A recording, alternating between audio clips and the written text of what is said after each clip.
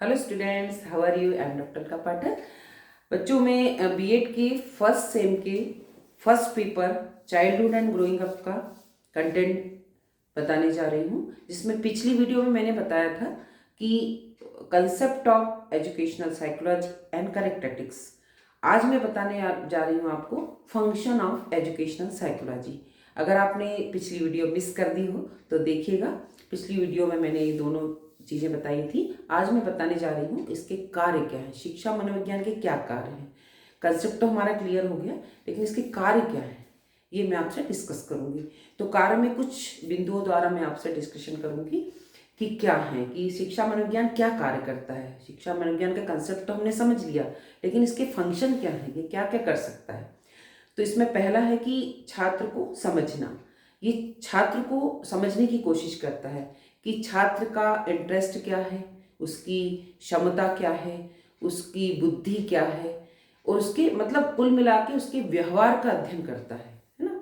शिक्षा मनोविज्ञान का कार्य क्या है? छात्रों को समझना, मतलब सिर्फ समझना ही नहीं, मतलब उसकी पूरी गतिविधि, उसका इंटरेस्ट, उसकी बुद्धि, उसकी क्षमता, उसका एटीट्यूड, इस सब को व्यवहार का अध्ययन करता है। ये शिक्षा मनोविज्ञान का कार्य है। नेक्स्ट है शिक्षण विधियों का चयन। अब हमने बच्चे के व्यवहार का अध्ययन तो कर लिया, लेकिन उसके लिए बच्चों को, क्योंकि इंडिविजुअल डिफरेंसेस होता है, तो बच्चों को टीचिंग के लिए कौन कौन सी रेलेवेंट विधियां हैं, और हम उसको एज वाइज, सब्जेक्ट वाइज देखते हैं, क्योंकि विधियां सब्जेक्ट वाइज होती है। जैसे हम साइंस पढ़ा रहे हैं तो हम एक्सपेरिमेंट मेथड का प्रयोग करेंगे, प्रयोगात्मक विधि का।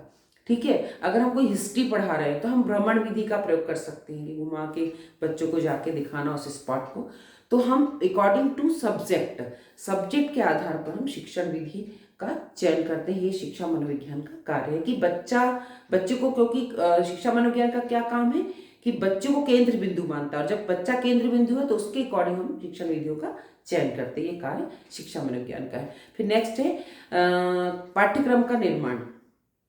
तो जब हम बच्चों की बात कर रहे हैं तो पाठ्यक्रम का निर्माण भी हम बच्चों की क्षमता और बच्चों के कोर्स के अकॉर्डिंग करेंगे। हम करिकुलम का निर्माण, की करिकुलम कैसा होना चाहिए, सहयोगात्मक होना चाहिए, सोशल नीड के अकॉर्डिंग होना चाहिए, कि समाज क्या चाहता है, ये बच्चों की वर्तमान समय में क्या उपयोगिता है इसकी, इस पर भी हम शिक्षा मनोविज्ञान का कार्य है।